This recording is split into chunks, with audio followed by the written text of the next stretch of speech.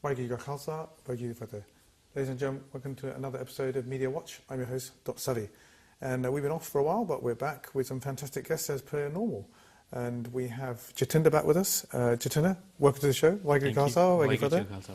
Also have another fantastic guest with us. His name is Lak.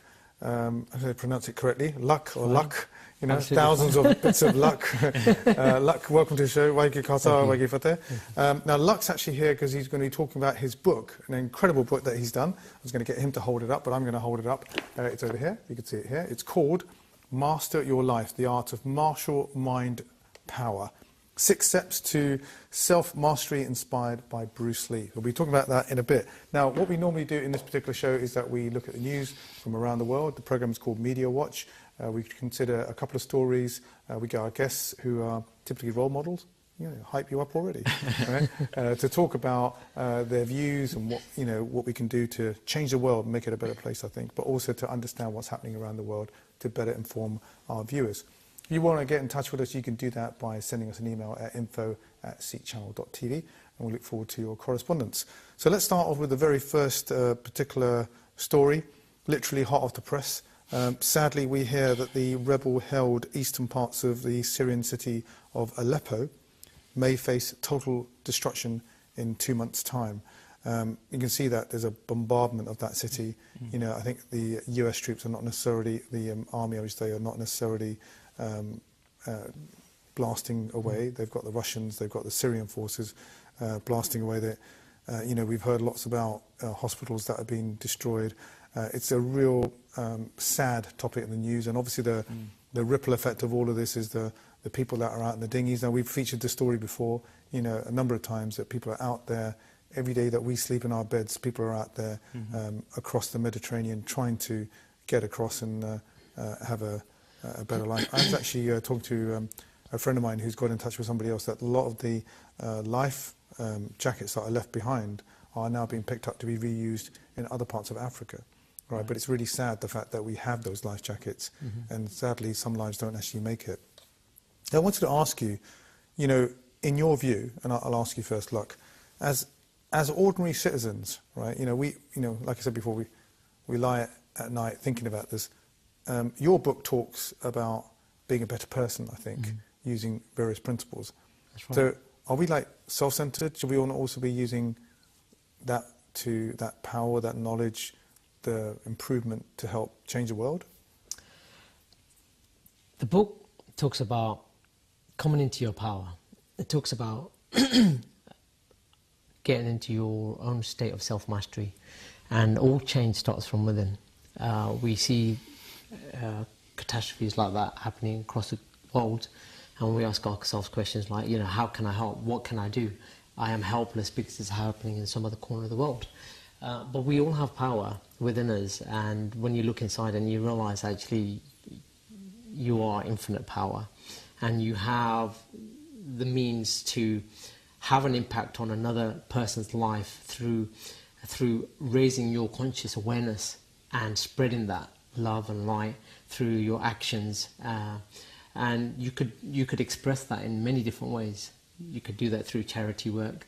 You could do that through merely just raising awareness of something that's happening in some corner of the world, and helping people really connect to themselves. And self-mastery is ultimately about connecting to yourself, your true higher self, connecting to humanity, and most importantly of all is connecting to nature, because we are a product of nature, and we return back to nature when we're finished in this existence here.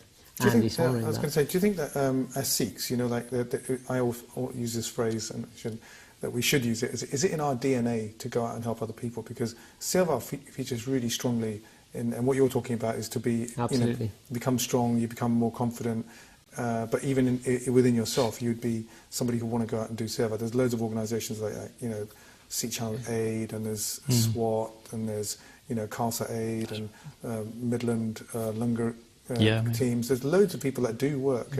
That's coming from within, right? Yeah, would you say that? Absolutely. I mean, just recently on Facebook, I saw, I think it's Birmingham team that was doing a Langar Seva in central London, providing food to the locals there.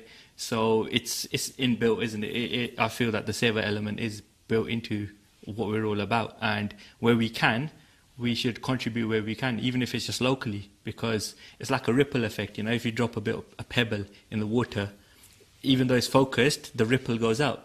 So in the same way, whatever we can do locally has a knock-on effect in some way or another. Sometimes we don't realize it. Sometimes just feeding someone can have such a massive impact on them. To say, somebody cares about me, someone's actually giving me food, they've done something. It's like passing the light on to someone else. And just that is something that, yeah, you're right, it's built into Sikhi. But generally, I think every human being has that desire to help their fellow human being and do whatever they can where they can.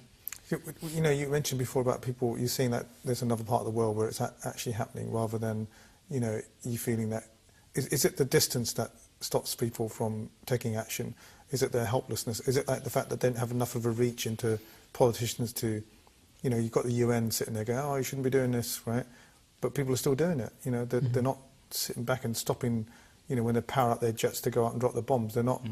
It's almost like they're blindly killing other people without thinking about the repercussions, and they blindly killing innocent people, you know. So even writing a letter, I think, can help, can't it? It can. It's quite strange as well, in the sense that what we see on TV nowadays seems like almost like a movie in itself. It's like it's been done in front of us, and therefore we're conditioned to see it. And in most cases, we're like, okay, what do we do? What can we do? And I don't know if there's enough people actually thinking, right, let's make some sort of movement, let's do something about it, let's make a bit of noise to actually do something, right? What do you think on that? Where does the apathy... It's what you're talking about is apathy, isn't it? Yeah. It's like, oh, well, you know, it was too far away, or am I really going to make a difference if I do anything? The thought that one person doesn't make a difference. Do you need to have lots of people that make a difference? Well, I think to make a difference, it really comes down first and foremost to the individual. When the individual comes into their own power, takes responsibility for that, and one person does it, and then another person does it, and then you've got 10 people doing it, 100 people doing it, 1,000, 10,000, 100,000, 1,000,000, and so on. You start creating a wave, a collective consciousness, a collective movement. And this is where the power of the individual is really important. People don't realise that they give up their power when the moment they come up with an excuse that, oh, this is happening thousands of miles away. How can I possibly do anything? Maybe I can donate some money, and donate money, and 10% may make its way into donating a raft or to flood victims, or for a life vest, or whatever it might be. And the other 90% gets consumed in the administrative process, general rule of thumb around the charity space. As people start working collectively, I think that people are going to take responsibility for making that work, making that change happen themselves. I think what's interesting is that I note that also I was doing some work with a group of, it was known as the Interfaith Youth Trust, and it was basically created by a Jewish woman who wanted people from different religions to come together, mainly kids, to learn about each other's religion. And they ended up being stronger in terms of knowing about their own religion, because they were trying to explain it to somebody else. But they were maybe doing a project, but their differences disappeared. So when we get people together to work on charity work, they forget that, what religion they're from, because they're all working for a common good, aren't they? I mean, that reminds me of a story. It's like you have a room which is pitch black, and you've got 100 people in the room, and you can't see anything. You walk around, you're bumping into each other. As soon as one person puts up the light, creates light, creates fire, whatever, all of a sudden everybody can see something. But it's only when you share that light with everybody else that the room gets brighter and brighter and brighter.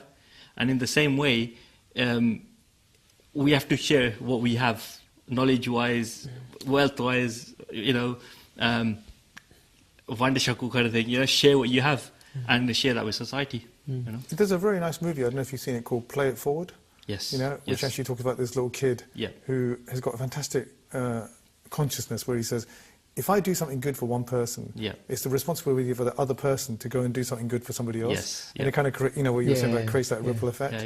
The law of reciprocity. And the funny thing is, we live in a society where we're actually programmed to as takers, take, and there's this beautiful ideology in Kabbalah, and the Kabbalah talk about this concept of how we're programmed in a take society where we're trying to get as much as possible and hoard and keep it for ourselves. The kind of materialistic That's wealth. right. Yeah. So this is the whole consumerist society and materialism, which is just another method.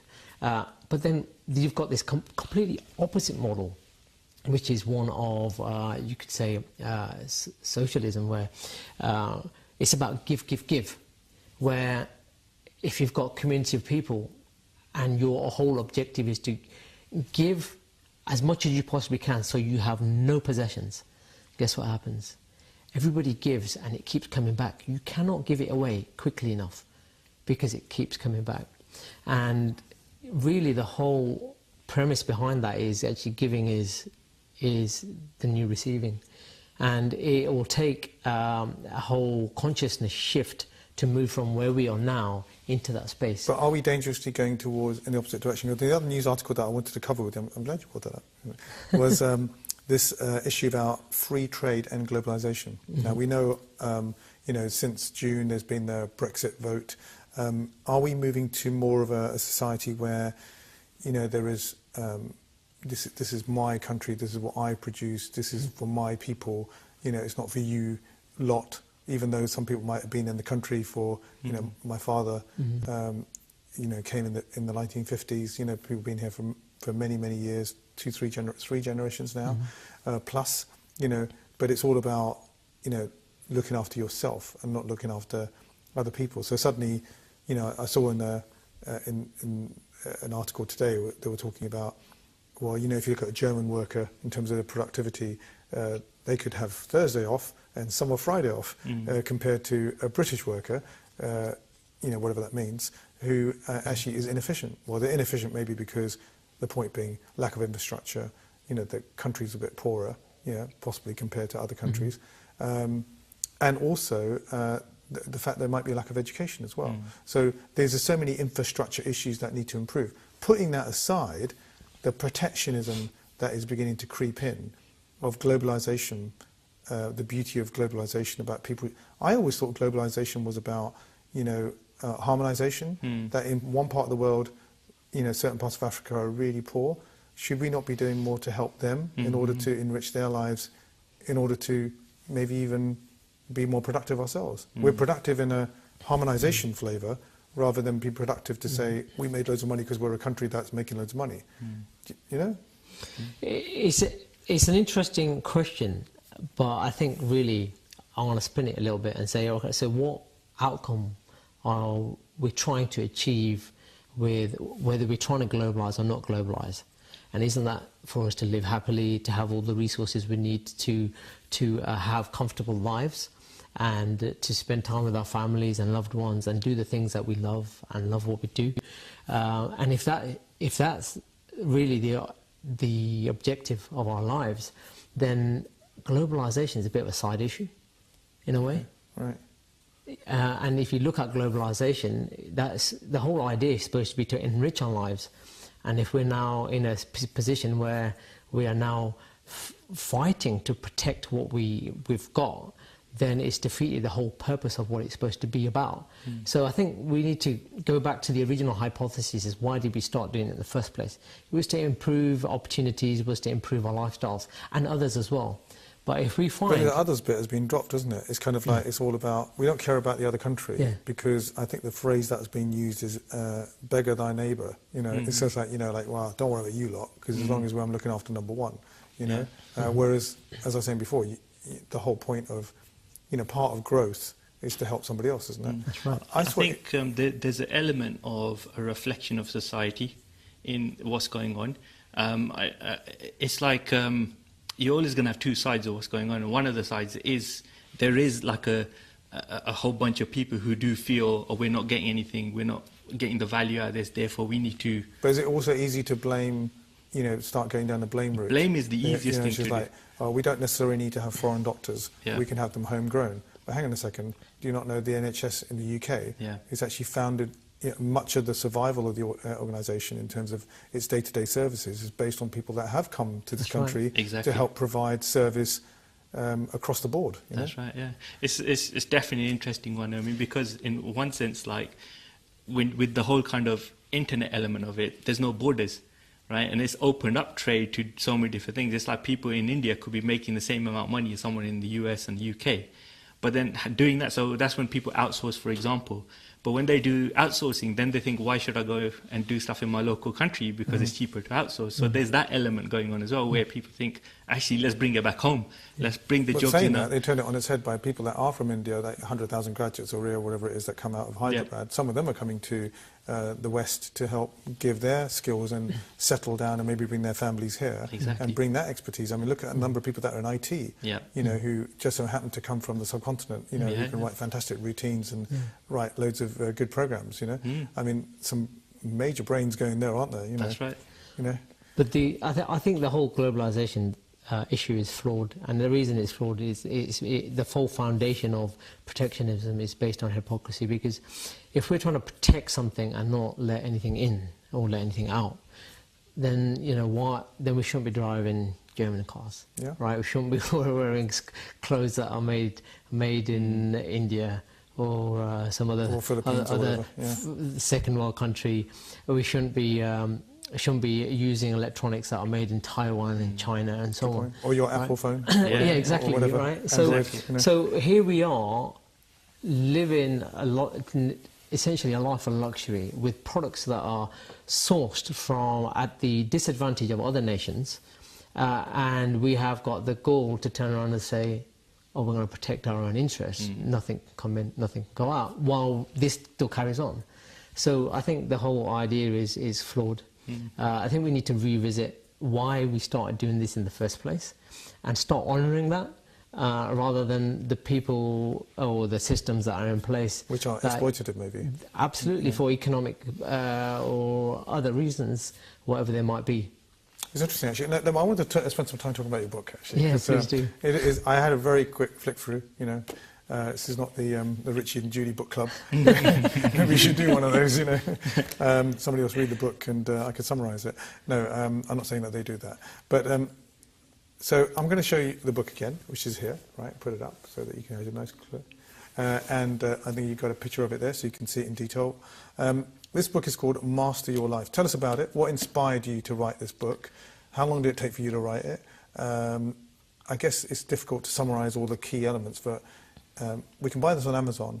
Yep, you can get it on Amazon, or you can go to marshallmindpower.com. Brilliant. There's loads of resources and supplemental materials there to help you through that process. But what would be my aim for getting the book? Is it something that's kind of more of something that can coach me into being a better person in terms of using some key principles? There's 9 steps to self-mastery, and the principles and philosophies in that are based on martial art and philosophy, based on Bruce Lee's martial art and universal martial principles and philosophies. The ultimate goal is really to be a master of your life and to come into your own power, and the way to do that is it takes you from stage 1 through a black belt system all the way up to your black belt, which is your self-mastery stage. And as Bruce said, self-conquest is the greatest of victories. Mighty is he who conquers himself. And it's about mastering your actions and mastering your mind so that you can act with a raised level of consciousness, your higher, what I call your true, authentic higher self. So you do martial arts as well? I do, absolutely. So there's a physical side of it? Absolutely. Right, but there's also like a mental part of it too? Yes. In terms of being more awakened, is that right? That's correct. That's correct. I refer to the process as physical and mental cultivation as 2 sides of a coin. You've got the physical cultivation aspect, which is cultivating your body for combat and for fitness and health.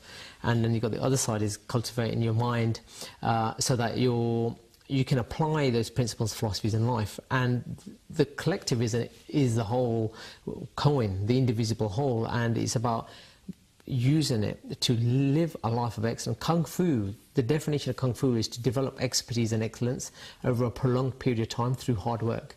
And the whole idea is about modeling excellence and becoming your excellent version of yourself. And that only comes when you look inside and go through that process. So this book is really a DIY manual to do that. So there's 3 stages, what I say, move your body, move your mind, move to success. And success, you know, there's 8 areas of your life that you can cultivate success in, and finance is just one of those. And you know, I think people have this definition that success is only monetary. It's absolutely not. You're missing the other 7 areas. And you can read about those 7 areas in that and the processes to do that. It's about understanding your true life purpose. What were you put on this planet to do? And, you know, we talked about seva earlier on, and, you know, for me, ultimately, it's about seva. It's about helping enlighten people, bring people into their true power, their original freedom. And when they do that, guess what? They'll lead other people there as well. Jeet, you've been involved in this book, right? Yeah, helping absolutely. to bring it to market. Absolutely. Part of your entrepreneur stuff. That's right. I mean, I'm a massive Bruce Lee fan. Always wanted to do his martial art, and then I came across Lak's classes when I met up with him, and we just clicked straight away because we started talking about Bruce and all that kind of stuff. One of the things that Lak was also noticed was that, you know, back in the day they used to talk about mind, body, and spirit. And what's happening is that a lot of people are forgetting the mind side of things, the kind of knowledge, the vidya, the education side of things. They're going straight into the hard, tough kind of side. They're losing the saintly side and going to the soldier side, right? So Lak wanted to bring that back as well. He wants to cultivate that in his students, in people out there. Say, look, you have to have the knowledge in order to use the weapon, you know, which is a traditional gatka element as well, because you couldn't learn martial art for the special gatka before, just like that. You had to have the vidya knowledge before you were given permission to actually handle a sword and a weapon. Right. Okay. You know, and having the knowledge and that side of it allows you to have better control of the martial side of things, and that's where the martial mind power element. Do you think also it makes well. you more responsible in terms of the decisions that you make?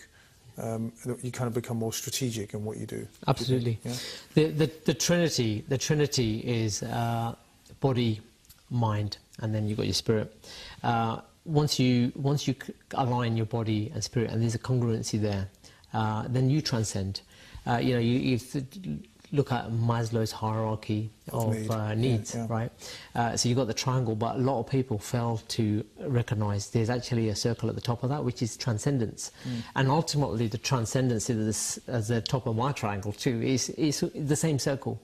It's transcendence, and when you transcend, you're basically coming into your highest state of consciousness, and consciousness is the key word. Is becoming aware, becoming present, becoming alive, and acting in a responsible way, talking in a responsible way. And once you start doing that, then you have that ripple effect that JT was talking about. So let's talk about Bruce Lee for a second, right? Yeah, a lot of people are inspired by Bruce Lee. You know, you can remember, is that 1976 or something, was it? Or 73 he passed away. When was that movie, Enter the Dragon? That was the Dragon, 73. Yeah, that was like that famous scene with across the Hong Kong harbour. That's right. When they go out to fight. And then there's a lot of, you know, a lot of really good Bruce Lee movies that came out. Right. He himself went into Hollywood, didn't he? He only ever did one Hollywood movie, okay. which was Enter the Dragon. All the others were Chinese movies that just made it big into the West. You know, sadly, we almost run out of time, actually, you know, because you could talk about this. We do a whole program. It's really amazing, actually. But in, say, 30 seconds, you know, you could tell us, or less than that, tell us, what was the main thing that attracted you to Bruce Lee? It was just presence. Just a presence, the spirit. Good. That's enough. And part of the book is to help share that and keep his spirit alive. Fantastic. Brilliant. We're going to have to stop it there. For me, it was the art of fighting without fighting. Well, that's it. I'm afraid we've run out of time. We've had a fantastic chat together with my brilliant guests. Appreciate them coming in and giving up their time to come and talk about the fantastic book and also discuss the stories from the last few weeks. We look forward to seeing you next time. Waheguru Ji Ka Khalsa, Waheguru Ji Ki Fateh.